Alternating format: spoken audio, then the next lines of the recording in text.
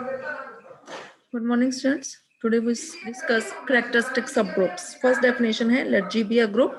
A subgroup H of G is said to be characteristic subgroup of G. H जो subgroup है G का उसको हम क्या कहेंगे? A subgroup H of G is said to be a characteristic subgroup of G if T of H is contained in H for all T belongs to और G. T क्या है? एक ऑटोमॉर्फिज्म है. अगर एक ऑटोमॉर्फिज्म T को हम H पे लगाएं और T of H वो H में ही कंटेंट हो तो हम H को क्या बोलेंगे? characteristic subgroup of G. Example है इस पे show that a characteristic subgroup of a group G is normal subgroup of G की जो करेक्टरिस्टिक सबग्रुप होता है वो कैसा होता है नॉर्मल सबग्रुप है जी का but converse need not be true. ठीक है देखो इसमें let H be a characteristic subgroup of G. अगर एच करेक्टरिस्टिक सबग्रुप है तो टी ऑफ एच एच में कंटेन होगा where T is any automorphism of G. Let A belongs to G. A कोई हमने एलिमेंट ले लिया जी का और एक्स कोई एलिमेंट ले लिया हमने एच का. And let T of A inverse H हमने कंसिडर कर रहे हैं मान के चल रहे हैं let this is contained in H. वो एच में कंटेन्ड है वे टी ए इनवर्स एच क्या है एक इनर ऑटोमॉर्फिज्म है. और वो जो इनर ऑटोमॉर्फिज्म है कैसे डिफाइन की कि टी ए इनवर्स को जब हम एक्स पे लगाएंगे तो क्या आएगा ए एक्स ए इनवर्स. और टी ए इनवर्स एक्स जो है वो किससे बिलोंग कर रहा है टी ए इनवर्स एच से बिकॉज एक्स जो है वो एच का एलिमेंट है और टी ए इनवर्स एच जो है वो किस में कंटेन है फर्दर एच में कंटेन है. तो इसका मतलब ए एक्स ए इनवर्स जो है वो किसका पॉइंट हो गया एच का पॉइंट हो गया. तो एच क्या हो गया आपका नॉर्मल सब ग्रुप ऑफ जी. ठीक है. However, the converse is not true. अगर converse true नहीं है तो हम उसके लिए एक एग्जाम्पल देंगे. लेट जी हमने एक एबिलियन ग्रुप लिया है 4 ऑर्डर का जिसमें हमने 4 एलिमेंट लिए. क्या कौन कौन से एलिमेंट ई आइडेंटिटी एलिमेंट ए कोई भी एलिमेंट बी कोई भी एलिमेंट और तीसरा जो एलिमेंट आप लोग means fourth element you can say तो वो एलिमेंट हमने क्या लिया ए इंटू बी लिया है. ठीक है. सच दैट कैसे लिए ये एलिमेंट की क्या प्रॉपर्टी सेटिस्फाई कर रहे हैं कि ए स्क्वायर बी स्क्वायर के इक्वल और ए स्क्वायर बी स्क्वायर किसके इक्वल है ए बी स्क्वायर के और ये इक्वल टू आइडेंटिटी. कहने का मतलब इन सारे एलिमेंट्स का जो ऑर्डर है वो हमारा कितना है 2 है क्योंकि रेज टू पावर 2 करने पे वो किसके इक्वल है आइडेंटिटी के इक्वल आ रहे हैं. और ए बी जो है वो ए बी किसके इक्वल है बी ए के. तभी तो ये ग्रुप कैसा है एबिलियन ग्रुप है. ठीक. नाउ ऑब्वियसली एच हमने अब इसका क्या लेना है एक सब ग्रुप लेना है. तो एक सब ग्रुप लिया सब ग्रुप है तो उसमें एक आइडेंटिटी एलिमेंट तो होगा ही होगा और एक और एलिमेंट लेना है. वो एलिमेंट हमने आगे ले लिया ए ले लिया. अब index of H in G. Index of H in G किसके इक्वल होता है order of G divided by order of H. अब ऑर्डर ऑफ जी कितना है 4 ऑर्डर ऑफ एच कितना है 2 तो इंडेक्स ऑफ एच इन जी कितना आ गया 2. अगर इंडेक्स ऑफ एच इन जी आपका 2 आ जाए तो एच क्या हो जाता है आपका नॉर्मल सब ग्रुप हो जाता है जी का. तो एच बन गया आपका नॉर्मल सब ग्रुप जी का. Now define. अब हमने क्या डिफाइन करना है एक मैप डिफाइन करना है टी. हमें ऊपर दिखाना क्या था कि जो भी आपका करेक्टरिस्टिक सब ग्रुप है वो तो नॉर्मल होता है लेकिन कन्वर्स ट्रू नहीं है. मींस अगर हम कोई भी नॉर्मल सब ग्रुप ले लें तो उसका करेक्टरिस्टिक सब ग्रुप बनना जरूरी नहीं है. तो एच नॉर्मल सब ग्रुप तो बन गया जी का. अब हमें करेक्टरिस्टिक सब ग्रुप के लिए एक क्या लेना पड़ेगा एक ऑटोमॉर्फिज्म भी तो डिफाइन करनी पड़ेगी. तो हमने डिफाइन की एक ऑटोमॉर्फिज्म टी जी से जी तक सच दैट कि टी को अगर हम ए पे लगाते हैं तो बी आता है बी पे लगाएं तो ए आए अगर ए बी पे लगाएं तो वो ए बी आ रहा है और ई पे लगाने पे वो ई ही आ रहा है. ये हमने एक डिफाइन की. जो हमने ऊपर टी एक मैप जो हमने इस तरीके से डिफाइन किया ये एक ऑटोमॉर्फिज्म है. आप लोग इसको चेक कर सकते हो. ठीक है. But T of A equal to B doesn't belongs to H. अब जो ये हमने एलिमेंट्स पे लगाए तो अब जब हमने टी को ए पे लगाया तो वो क्या आया बी आया. वो एच का एलिमेंट नहीं है.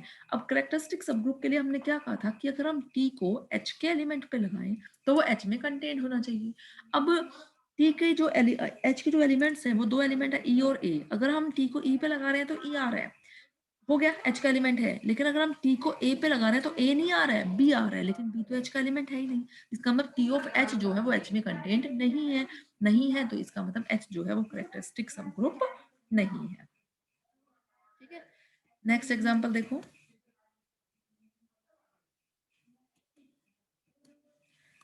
नेक्स्ट एग्जांपल है let G be a cyclic group of order 4 order का साइक्लिक ग्रुप है.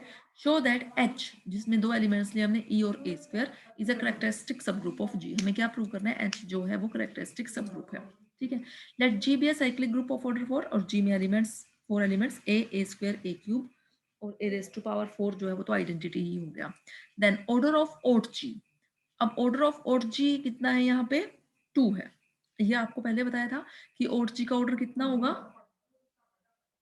ये आपको बताया था ना, ओट जी का ऑर्डर कैसे निकाल सकते हो, तो 2 है।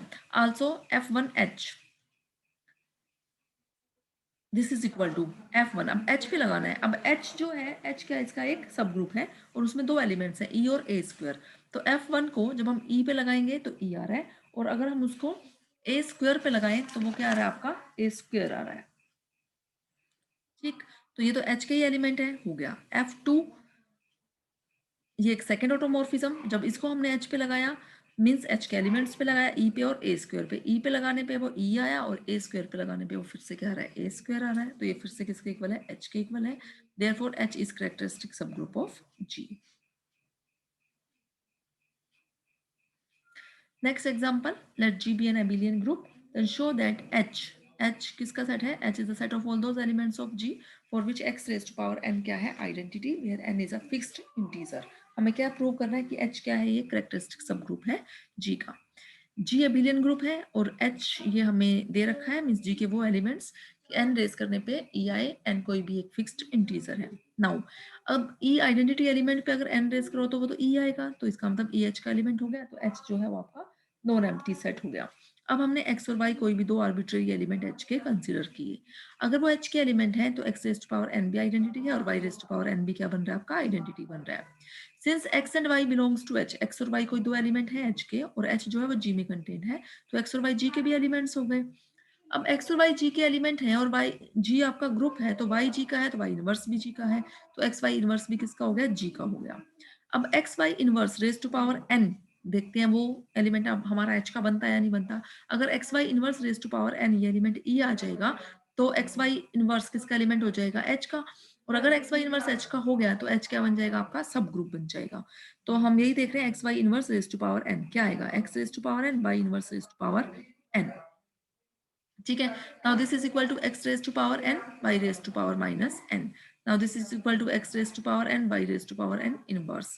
तो ये क्या आ गया, e इनवर्स मींस e, तो इसका मतलब x y इनवर्स h का हो गया, तो h क्या बन गया, आपका सब ग्रुप बन गया। अब हमने क्या लेनी है, एक ऑटोमॉर्फिज्म लेनी है। हमने एक ऑटोमॉर्फिज्म ले ली, let f be an automorphism of g and f जो है कोई भी इसका आर्बिट्ररी एलिमेंट है। देन अगर h का आर्बिट्ररी एलिमेंट है तो h raise to power n तो क्या होगा, e होगा। अगर h raise to power n e है और हम f अप्लाई करें दोनों तरफ तो f of h raise to power n किसके इक्वल है, f ऑफ e के इक्वल है। ठीक है, और f of h raise to power n को हम कैसे लिख सकते हैं, f of h whole raise to power n, because f is home automorphism है तो वो होमोमॉर्फिज्म भी है। होमोमॉर्फिज्म है तो प्रोडक्ट में अलग अलग खोल देते हो ना आप उसको। और f ऑफ e किसके इक्वल होता है, e के इक्वल होता है क्योंकि वो होमोमॉर्फिज्म है। तो अब f of h raise to power n e आ गया, तो इसका मतलब f ऑफ h किसका एलिमेंट हो गया, h का एलिमेंट हो गया।